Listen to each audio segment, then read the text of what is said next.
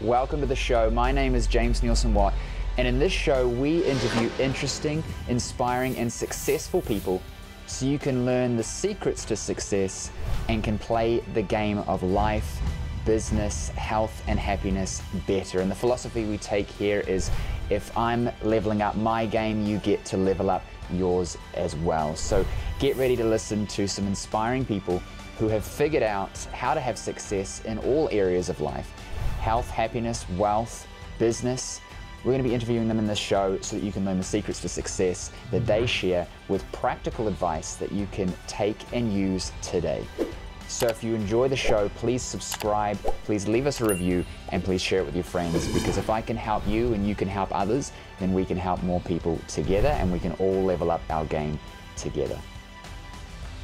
In this episode, we're speaking with Mikey Taylor. Mikey's a professional skateboarder and president of Commune Capital. He started skating when he was only 14 years old, and it became his passion and turning into a professional career in 2001.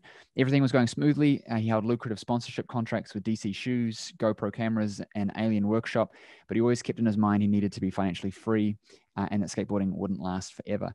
In 2010, he started investing in real estate, co-founded St. Archer Brewing Company, that was eventually sold for millions of dollars to Miller Coors in 2015.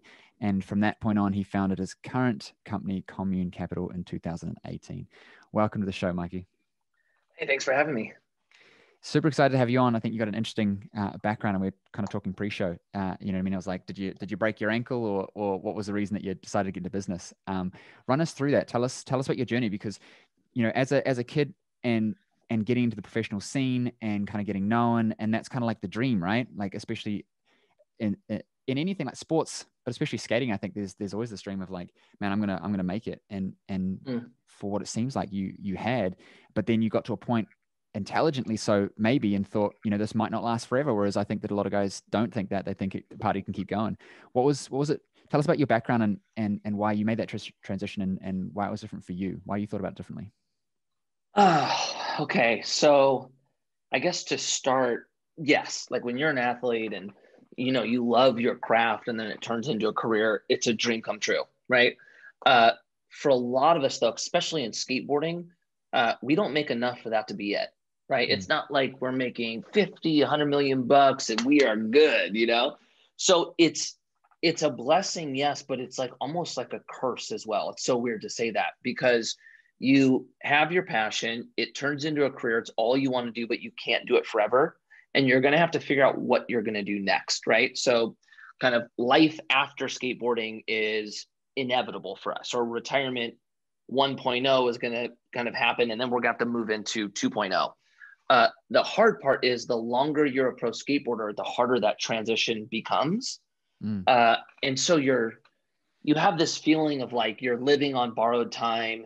You also struggle with this idea of like your identity is in skateboarding, you know, skateboarding. The longer you're in it to transition out of skateboarding into kind of the normal world, you know, it's a lot easier to transition at 25 than it is 40. So it's like one of those things, like the more successful you are in skateboarding, the harder it becomes actually on the transition. So weird to say. So there was all of that. And then kind of the other thing for me was I didn't go to college. And at that point, like my parents were really freaked out that I wasn't going to school and I was going to become a pro skateboarder. And, you know, I think because of that experience of them being scared, them not really wanting me to do it, I kind of took that as, holy crap, like my future is going to sacrifice. I'm going to sacrifice my future by doing this. And so I always had this idea of like, I wasn't ever going to become as successful as I could have been. So I'm going to have to just figure this all out on my own. Like no one's going to hire me. I'm not going to get in the door anywhere. I didn't think I was an entrepreneur back then. I didn't even know what that meant. And so I just felt like crap, man. If I want to make something happen, it's got to be in my hands. Like I'm just going to have to do it myself, you know? Yeah. And then it ended up working out as a blessing. So you decided to get into real estate. Is that the first thing that you did coming off the back of skating? Real estate was the first thing I started. Well, the answer is yes and no. The very first thing I started doing when I was skating was just maximizing the amount of money I was making to invest in ways that would help me when my career ended. Real estate became an option once I built up enough cash to participate. The hard thing about real estate is barrier to entry is high. And, the beginning of my skate career, I just didn't make that much money. So I had to spend time getting to that point. But once real estate, once that door opened, that then became my biggest driving passive investment to kind of help whatever this transition was going to become. And so did you get, because in New Zealand, it's a little bit different, but I assume it's a similar concept, right? You get some cash, you get a property, and then you gain equity and you refinance and you pivot into other things and you flip and things like that. What was your journey with real estate? Was it buy and hold? Were you flipping? Yeah, it's a great question. So I started investing with a group of people who were in the storage business. And their model was they were building out a portfolio. So they would go in, find distressed assets, buy them up at discount, then repurpose into storage, and then do it over and over and over again. So yes, the answer is they're buy and hold. Yes, they build equity or build appreciation in their process. Kind of the exchange model or kind of what we call the BRRRR strategy. And if anybody doesn't know, I think this is what you're referring to. The BRRRR strategy is when you buy a property, you renovate it, you rent it, you refi it, and then you repeat. So it's this idea that you can add value to a property, pull cash out or your initial investment, and then do it all over again. That was some of their idea, but not all of it. They raised money and used other investors' capital to be able to build out this portfolio. So I was just a part of that while I was skateboarding. Okay, kind of like you'd put money in, and you were part of the decision-making process and etc. You're just kind of co-investor in it. In the beginning, I was fully passive, so I had no day-to-day. As far as liabilities, there was a layer of protection because I was what's called a limited partner, not a general partner.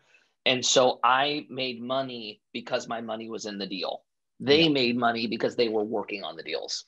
Yeah, makes sense. And you get fully passive for me. I have a friend that does a property syndication, and where he's bringing in investors and they're flipping things, and then you're basically forget how he does it. If he's listening to this, he's probably sees that I'm butchering it. But basically, from my understanding, is you're almost like a shareholder in a company that's making these deals, and your money is in there, and you're bought into the company, but then the company does the things. So there's layers of protection. So from there, you obviously started to have some success with it and started to transition into some other things. Started a brewing company, or did you purchase and?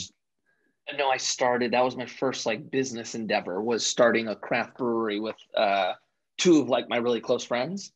And that's what created this business journey. Prior to that, I was just a skater. I had more of a, I really enjoyed the business side of skateboarding. I think that's where a lot of my success came. But prior to that, I had no real business experience. That was the beginning for us. And so that is actually what changed, at least my view of what the future is going to become. I knew that business, or me creating business, was going to be what I would do. The real estate at that point, I didn't think was going to be in my future. That was just a vehicle that I was using passively because I thought it was a great asset to, generate wealth with. But no, both of them weren't on my original. It was just weird how it happened, Yeah. So then you sold it off, did quite well. Fast forward, you did some podcasting, I believe. And then fast forward, now you've got Commune Capital. Tell us about that. Yeah. So basically, our original plan with St. Archer was, we didn't think we'd sell it so fast. We thought it was going to take us 10 to 13, 15 years before we got it to the point of an exit. It happened in 3.5. So timeline was way off. And what I also thought is when I stopped skating, I was going to do St. Archer full time. So when we did St. Archer, I was like a hybrid role. I was still skating half the time, and then I had time that I was dedicating towards the business. And I thought I was going to skate for 2 more years and then fully step away from skateboarding and run St. Archer with my partner. Well, we ended up selling it prior to my career ending. which was like a huge blessing. But the challenge was my backup plan went away. We sold the backup plan. So I had to figure out what I was going to do next. In the beginning, I wasn't totally sure. I just knew it was going to be some form of business. I was going to start something. And when my career ended, I had become like one of three people that didn't have to work. I had the choice to do it, which is not normal for skateboarders. And so as I was going through that, I had a lot of people reaching out to me inside the skate community going, how did you do this? Like, this is so different than what we're used to doing. And it was just over and over, those conversations created this idea that I could create a company that kind of was twofold. One, there was an education component on how to use your money to put yourself in a better position when your career ended. And then the other part, I wanted it to be some type of opportunity that people could participate with, myself. And when I was skating, the one that I always loved was the real estate. That was the one that, like, from a risk standpoint, I felt really comfortable with. It gave me cash flow. I got to participate in appreciation. It checked all the boxes as far as, how I wanted to put the majority of my money to work.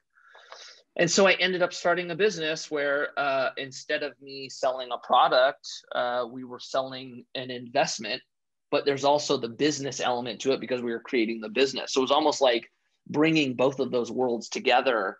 And it's been fun, man. It's a lot different, but it's really cool because I always liked investing. But I just didn't only want to be an investor because I really do like having to, come up with an idea to create something and then all of the crap that it goes through to bring that to life. And then once it's to life, how do you sustain it and grow it? I really love that aspect. So it has been cool to bring both components together. So if I heard you correctly, you're managing wealth and using property as the vehicle to appreciate and feed back to investors. Yep. So basically we run 3 different portfolios now. We have one in apartment buildings, one in storage, and one in lending. And we will go out and raise money similar to what your friend does on the syndication side, except we don't do it for one property. We do it for multiple properties. So we will go out, raise money. Investor will then invest in the portfolio. We will take that capital, find opportunity that is part of our niche. We create the value in it.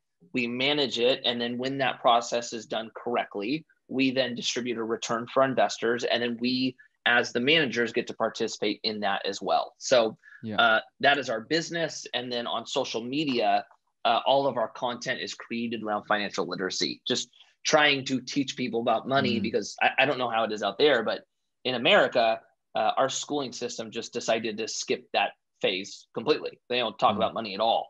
So there's a big void in the market where a lot of us want to know about money and there's no one teaching us how to use it, how to succeed at it, et cetera. So those are kind of the 2 parts of our business. Interesting. It's the right strategy. And I think that any business owner can look at it like that. It's like, how are you serving your ideal client, not necessarily directly, but even indirectly, to then draw them into your world so that when they're ready, they look at you.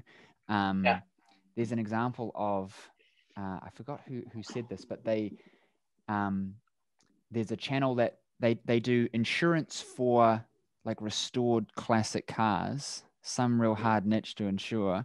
And I think they're like an insurance agent essentially.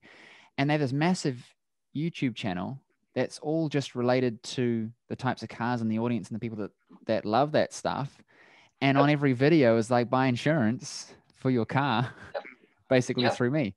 And I think that as a marketing strategy, it works well, right? Like, you're teaching people financial literacy when they start to understand these things better and they realize, hey, I need to do some investing and, grow a little nest egg or whatever. They look at you. That's right. Yeah. Tell me about what you're finding is working with that the best right now. Are you using a lot of ads? Are you using like a podcast show, Facebook groups? What are you doing mostly? No, we do. We use all of the social media platforms. So Facebook, LinkedIn, Instagram, Twitter, TikTok, Clubhouse, etc. All of them. But we are only experiencing organic growth and organic marketing at the moment. And then that is coupled with the platforms that I had built prior to me starting this company, which had some, I had some people following. So it's kind of, I started changing my platform to communicate more of an entrepreneurial message, incorporating finance into it, and then using that to direct people towards our company. And then our company grows organically and through me kind of pushing people over there. Yeah. And then we find leads, through social platforms, but we have not, we've been talking to different groups for about 2 years on how to apply digital marketing to create leads for our business. The challenge is when it comes to raising capital or using a digital marketing strategy to raise money, we don't see a lot of money in fees to manage our investment. So I guess for anyone in the product side, our margin is very, very small. So it's been really hard to figure out a strategy that even makes sense financially, because a lot of times you're putting more dollars out that you're even going to realize coming in through investment capital. So far, that's a long way to say it's all organic. My 2 cents is you need to have a liquidating front end literacy program. Yes, that's exactly right. And then you offset that return to then fund the component of raising capital. You sell $1,000 program, and even that's right. It breaks even, but you have 10% of them become investors. That's right. Yeah, that's right. I think Grant Cardone does that, right? I know he does. It's just you're now creating more business around your business, which I understand, but it's almost like when you're getting started, you only have so many resources, right? And you focus on what your highest priority is. And then as you can allocate more, maybe we call it bandwidth, towards new avenues that are going to grow your business, you start allocating, right? It's all a timing thing. And with entrepreneurs, man, we want to do it all at once. And that's a hard balance, right? Scaling isn't as easy as everybody thinks. It's actually a hard thing to do. So it's just, finding the right time and place to do it so the business as a whole doesn't sacrifice in areas that aren't the highest calling, I guess you could say. At the moment, we're at the time of recording this, in like an hour or two, I'm doing a 3-hour masterclass, because my primary business is helping health professionals to be more successful in practice. Because the same thing, we learn as health professionals how to get people results, but we don't learn how to get people to get them results. And then there's this delusion that you can just be good at what you do and you'll get clients. And if that was the case, then there'd be a lot of experts that were making more money than they are, and they wouldn't be professors because they'd be successful. You could argue. So when I set out with this, it's like, how do I get more people to know that I exist, to help them know that they exist, and et cetera, et cetera. And so this masterclass is what I just said to you, which is this self-liquidating front-end offer that is really a collection of all the stuff that I've already done and know, and just into more of a structured format that gets an outcome recorded once live and then sold as a recording forever after that. Because I've always found that customers are better than leads because they've got some skin in the game.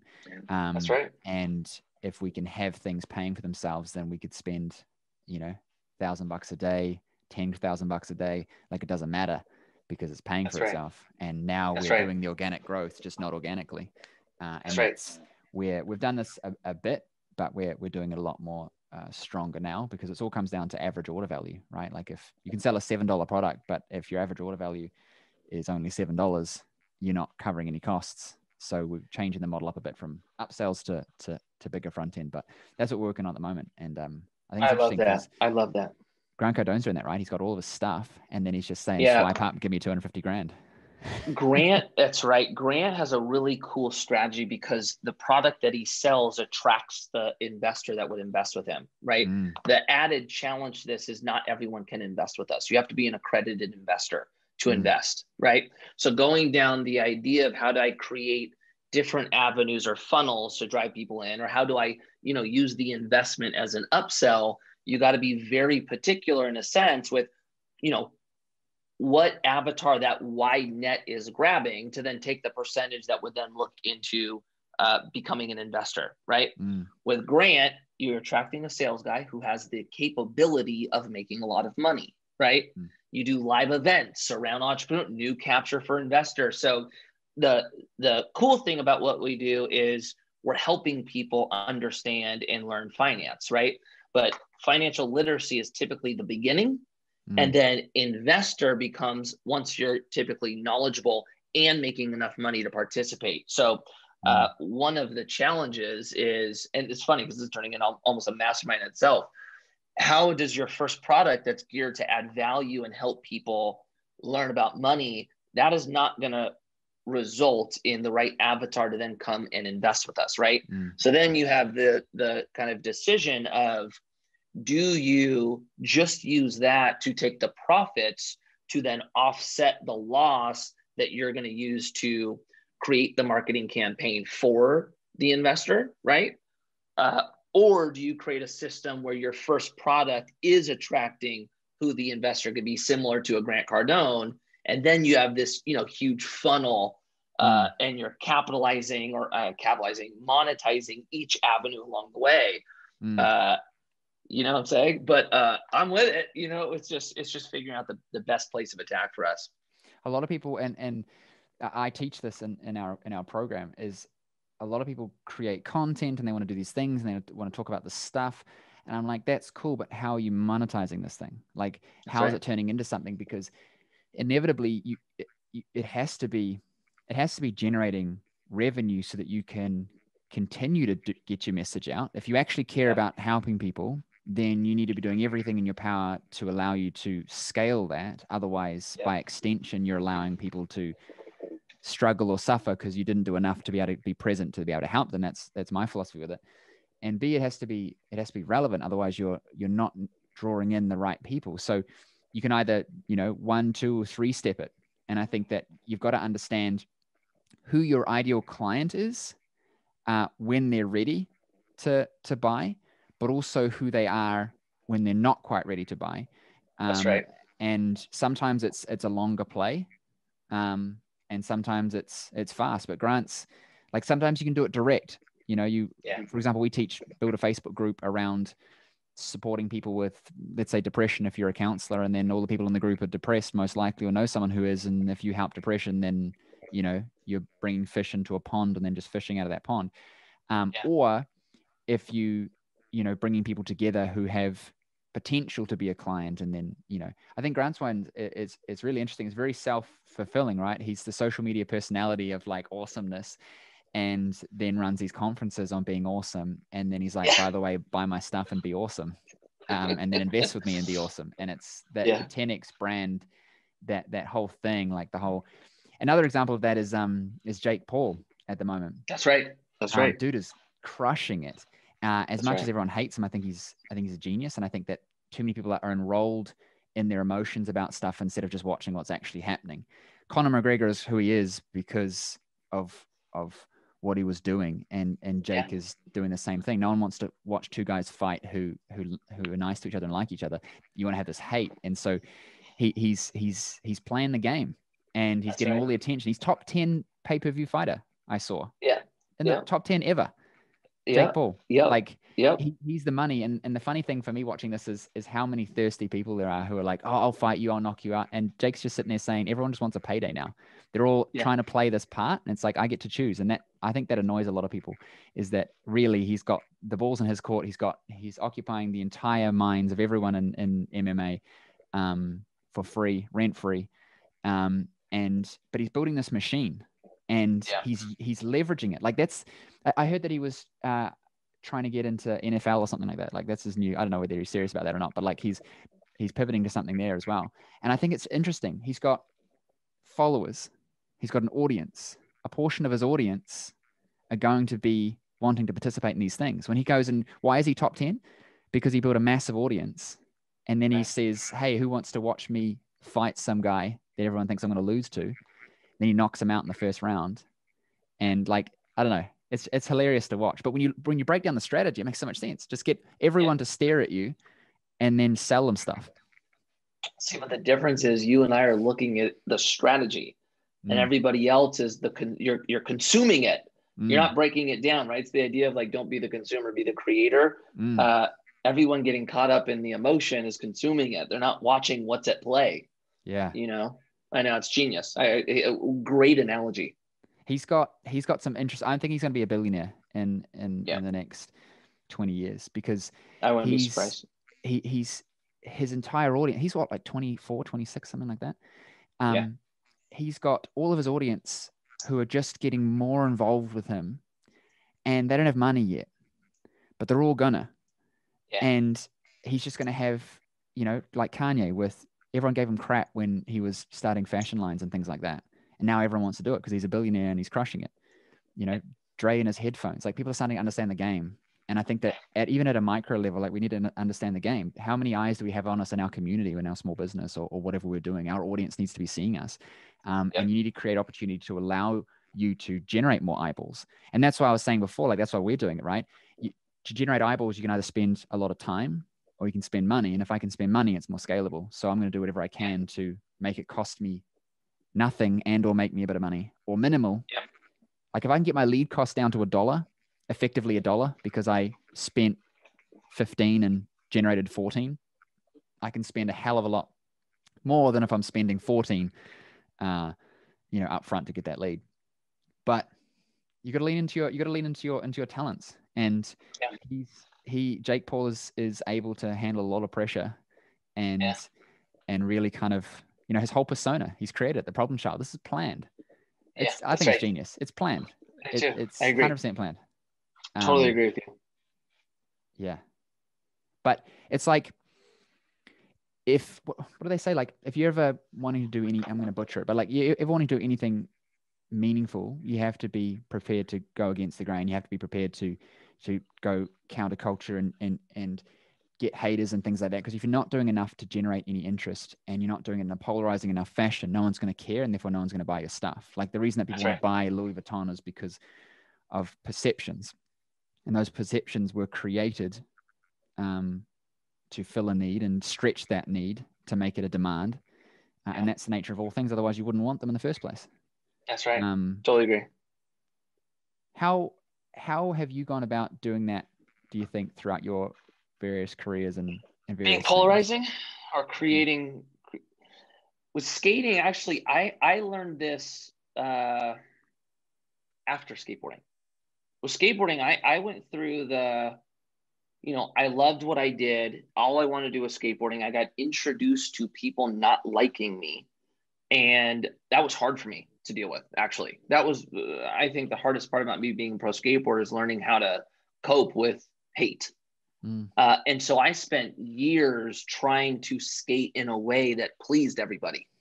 And what's funny is, for me, I saw my career start off like this, start worrying about what people were saying and try to skate the way others wanted. Then my career started doing this. And then getting to a point like, I hate this. So I'm just going to be myself. And then start going like this again. Right. And dude, honestly, man, like, for me, I really had to start becoming comfortable with myself before I could put myself out there and accept people not liking what I did, even if it was on purpose, right? Like, you know, you look at Jake Paul and you're like, okay, he created this plan before he even got started, right? You still have to be in a place that can withstand that type of abuse as you're exercising the plan, right? It is. And dude, it took me a little bit longer to feel comfortable with it. And then now it's funny, man, it almost happened on accident, because in skateboarding, you don't talk about money, and you just don't do that. It's like such a no. And when I started talking about money in my social media, the skate community went, what the hell is this guy doing? This guy's lost it, right?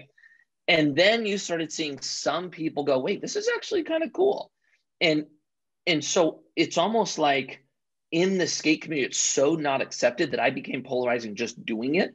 And so I'm always kind of experiencing this battle between, a lot of people are hating what I'm doing, a lot of people are liking what I'm doing. Now, when you go into outside of skateboarding and more into the finance niche or the investing niche, it's almost happening as well, just because of where we're at with the social climate, right? There's already this, at least in America, this like socialism versus capitalism. And, you know, just by saying you're a part of building business and investing, there's a whole group of people that hate you just because of it. So it's like, I'm capturing with skateboarding, I'm capturing it with just the culture, and I'm not even really saying anything that polarizing. Yeah. I think where I'd start with that is like understanding the game. I think that when you understand the game, you understand how your character fits into it, you can start to play it differently. Like if you're playing a video game and you know that if you die, that's it, then you're going to play the game differently than, hey, you just get as many restarts as you want. Suddenly you jump and you take different risks, you think about things differently. And I think that it's a really good analogy for this. It's like, what is the game of life, the game of business, the game of relationships, whatever. And if you understand the game, you stop being so precious about things. You stop taking things so seriously and everything has to mean something and matter. And then you can start to actually create your own purpose out of it and then play it properly. And the ones who are winning, the creators, not the consumers, are understanding the game. They're playing the game. Jake Paul is playing the game that the general public has frustrations and emotion and they want to put it places. And he's like, you can put it in my bank account. And he's doing that by generating the attention, and then everyone starts planning the fights for him, and his team is going to analyze which fight's going to make them the most money and have the lowest potential risk for status loss and brain damage loss, and then that'll be his fight. And then he'll hype it up, and then everyone will give him money, and he'll just keep playing the game. Meanwhile, he's got the anti-fund going, he's got his clotheslines, he's got NFT dropping, and he's just siphoning that attention into these opportunities. And in a business context, I think that we all, for example, to kind of digress here for a second, like we look at new opportunity, right? How do I create a new opportunity with a new audience? And I'm really hyped on Jake at the moment. I don't know why. I just look at this kid, I'm like, he's crushing it. I love it, stacking them. He's stacking them.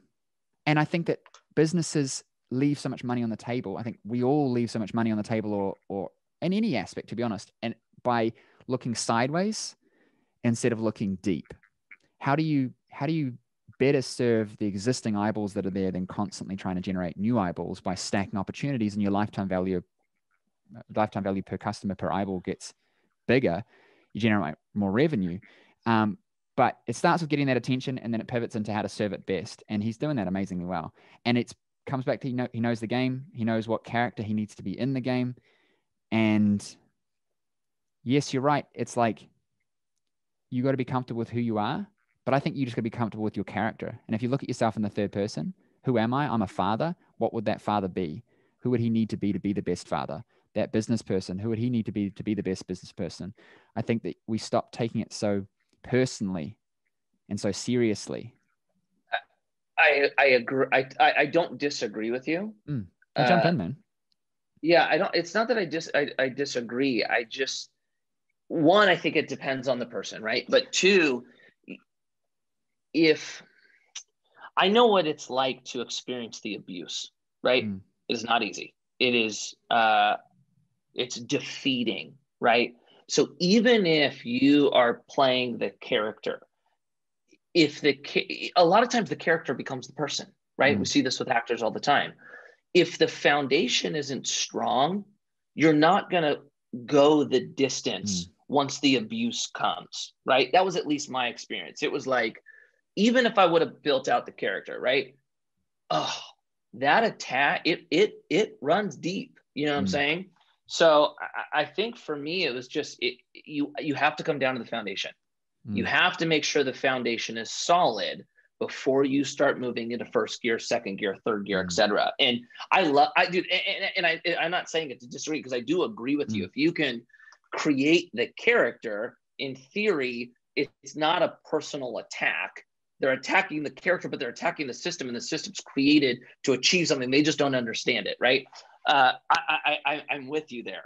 But you got to have the strong head to keep it going. That's exactly right. Yeah. That's exactly right. And look, maybe there's some people that are okay with that. I think for me, until I give you more context, like my love language is words of affirmation, right? I feel good when I'm being praised. I feel good when people are like, dude, great, you're pro skateboarder. Then I feel good, right? a lot of times, and it took me later on to learn this, I didn't even realize that was a thing. I didn't really realize what made me tick. And if you don't understand the internal components and all of a sudden all this outside pressure comes on, you're going to break. Yeah. You know, I had to go, wait, why do I only feel important when people love me? That's an issue. I need to work on that so that once I don't get that praise, I don't go into depression mode. That other aspects of my life don't suffer because I'm being squeezed in a way that I can't, hold the pressure. But some people aren't like that, man. Some people are like, look, man, I don't need praise. I'm good, man. You hate me, I'm good. Not my personality. I had to build that, what would you call it? That resilience to it, you know? Yeah. I think the other way to look at it too is it has to be blips, purposeful blips. If you're just hated by everybody, life will suck, no matter how much is in your bank account or like whatever else happening in your business in your life, because it'll eat you up, because it can't not, because we're human. But using it, popping your head up and then going back down into your tunnel where you can't hear anything anymore is the way to go. Like, look at Conor McGregor, right? He's the people's champ. People love him in his little group, but then he'll pop his head up and just crap on everyone and be Conor. But then he goes back and is on his yacht with his family and signing autographs, and people love him. So it's like, it's balancing. I think you have to understand the game. You got to play the game, and you got to be certain as to why you're playing the game and how you're using it. But it's not you, and you're not becoming it. Otherwise it'll consume you, because if you're not polarizing and you're vanilla, no one cares. And so you have to do that, because that's human nature. They don't want to hear the best information. They want to hear the inflammatory information. And the example is like writing headlines for stuff, right? If you're doing a social media post, and you can ask people, which of these would you click on? And they won't say the stupid, like the one thing that Tom Cruise didn't tell you about his daughter's left toe is now curing cancer. Like, they won't tell you that they're going to click on that one, but they'll click on that one, because everyone they got this idea of who they are, and then there's the actual version of themselves. And I think that that's why this stuff works. And you've got to make sure that you're doing it with integrity, of course. But I think that once you go, what I'm doing is good, it helps people, then you have to play the game, because that's the only way that you're going to get the attention so that you can help the people. And too many of us don't accept and do that, because we worry about the comment section of our ads or whatever.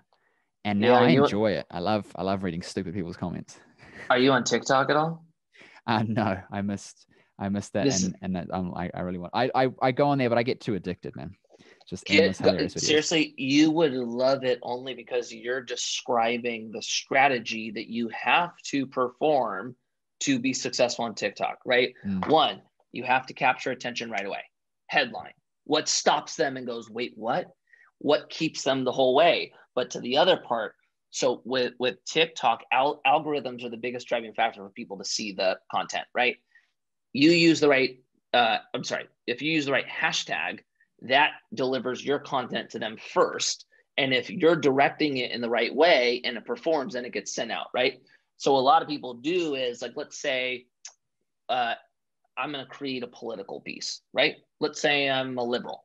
I'm going to create a liberal talking point, but my hashtags are going to be liberal, conservative, Trump, Biden. So you're getting both parties to come in and attack it, which is then going to drive this thing bonkers. And then here we go, right?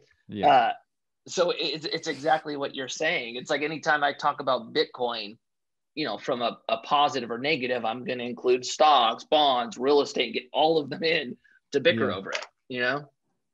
It works, dude. I'm with you. 50% have to hate you, 50% have to love you. I had an interesting strategy that somebody was using, where they would talk a bunch of crap about people who would never, or a topic around people who would never be their client, to generate so much talk that those who would be a potential client paid attention to the conversation and would then see the person, and then naturally a portion of them look into the person and go, oh, this is legit, and then move forward. I love that. It's amazing. And that's basically what you're talking about, right? It's like, you could just, if you're working with let's say you got a program and you help entry-level people wanting to put a little bit of money into crypto or something like that. But it's mums and dads who've heard about crypto, but don't know much about it. And so you target all these people that hate it, but have an audience who would be probably interested to put $1,000 into crypto and see what happens. And now you get all these eyeballs because you just crap on the mainstream strategy. It's so good. That's exactly right. Yeah, that's exactly right. I need to dive into this a bit deeper and get into TikTok. You would be into it. I'm telling you, you would love it. Just hearing like that you're into kind of the persuasion element of marketing or grabbing attention. That's TikTok, man. The whole entire platform is built around that. Yeah. Everyone thinks that it's still everyone still thinks that it's just dancing teenage girls listen to music, and TikTok's changed. Oh my gosh, yeah. Their whole driving factor for the last 6 months has been education. They put all their dollars towards education, and they've been kind of not trying, they've been moving away from dance for a while. I mean, dude, out of all the platforms, we get more leads for investors through TikTok than any of them. Wow. That's our biggest lead source is TikTok. Is that crazy? That's insane. And they're not 20-year-old kids. It's not YouTubers hitting me up, dudes. 40, 50, 60-year-old, men and women asking, how to invest in real estate and coming through TikTok. Yeah. Because fundamentally what they've cracked is better than other platforms is our need to just keep scrolling through stuff. Yeah. And attention. How well they've randomized your ability to get new content and the content that you want. Because let's go deep here for a second for the next kind of 5 minutes before we have to finish up, because I could talk about this all day. Think about, before you even start, I have to tell you, this is like been this is like a conversation. Like this has been so enjoyable. It's like we're just talking as friends. This is great. That's the whole point. That's the whole point. I love it. Because everyone listening to this people don't get to have these conversations, and they get to hear it and get the gold between the lines. Anyway, so World of Warcraft. I don't know if you ever played back in the day. Multi-person online game, right? Massive, biggest game, millions of players. When you would go and do a quest in the game to go and find 5 of these objects or go and kill 10 of these creatures, right? If they gave it to you straight away, it didn't give your brain enough crack, right? Like it didn't juice you enough. It had to be this feeling of I'm not quite achieving it. And then the game would know when you're about to give up based on your actions. And it would then, the next one, it would give it to you. And it's literally and this is a basic principle in psychology of if you want to train somebody to do something, you never reward them every time they do it. You reward them in random intervals. You begin by rewarding them regularly, and that's what they do. The first 3 creatures you kill, you get the thing. You're like, sweet, I'm 3 down. Only got 7 to go. Then the next 4, you don't get any, and you're like, crap. And then you get 1. And you're like, okay, keep going. And then you don't get a couple, and then you get 1. And it's designed to keep you hooked and repeating the thing over and over and over again. And the entire game is based off of like 7 different quest types, just repurposed and reskinned, right? Fundamentally. Social media has nailed that because evolutionarily speaking, we're conditioned to keep going, because if you don't keep going, you don't get food, you don't make babies, you die. And so we get addicted to this reward system. And the best way of doing the reward system is randomized. You can do it with pigeons. Flick them a bit of food, random intervals. They'll do random activities because they think that that's what got them the thing. It's superstitions. Pigeons have superstition. And social media platforms done that. And TikTok has done it better, to drive my point home, I think better than anybody else, in giving us what we want just enough to keep us hooked to the platform to get to the next thing. Dude, I got on TikTok and I was watching like hours of these stupid videos, a guy showing me hacks with my iPhone. And I was like, this is super interesting. And then like an hour's passed. I'm like, what the hell have I been doing? And I just got off. Yes. I can't use it for what TikTok's function is. Same thing happens to me. I get sucked in. I look around like, what happened? Yeah. They did a great job on it. Yeah. So we have to understand that, you can get, all political about it and say it's bad and we've got to change it, or you can lean into the machine and I'm advocating for, especially in our businesses side of things, like my kids, I'm not gonna let my kids, get too involved in that kind of stuff. Like even kids shows, they're designed to keep kids addicted. I don't know if you have kids, but like Cocomelon and all that kind of crap, like it's just hooking kids in. So we avoid it. But I think that there is the vast majority of people are involved. And if I've got a product or service that benefits, then I'm going to dive deep into it, not as a consumer, but as a creator. And too many people are consumers, even in investing. To sidetrack for a second, you know what I mean? You buy more iPhones than you buy Apple stock. If you had bought Apple stock for the last 10 years instead of buying iPhones, you'd probably be rich. That's right. Instead of having 10 iPhones that are dead. It's interesting. That's right. That's right. If I wanted to start getting into TikTok, then what would be your advice? What would you tell me, knowing that I work with entrepreneurial health professionals to grow their practices and entrepreneurs in general who are wanting to have more success? Well, I mean, honestly, for you to get into it, it wouldn't be that hard, right? You would spend time just studying how it's used, and then you would implement your strategies that you already understand just so that it works on the TikTok platform, right? Like, you know, you already know your niche, you know who your avatar is. So you most likely are going to focus in that niche, right? Yeah. And then as you start creating content, the thing you would learn is just, okay, how long does a TikTok video have to be to capture the most amount of attention? And how do these hashtags work so that I could maximize exposure, right? Once you know the little inner workings of the platform, all the same psychology still is at play when it comes to marketing. So it wouldn't be hard for you at all. I think it's just like, who do you want to be in? I wouldn't even look at it like that. I would look at how you use your other platforms. Who am I on Instagram, LinkedIn, Facebook, etc. And I just need to add that same purpose, just use TikTok as a new vehicle for it. I like that. You know? I like that. For everyone listening, to get really good context of what we're talking about with sort of gaming the system, go look up Mr. Beast on YouTube. You know who I'm talking about, right? Of course.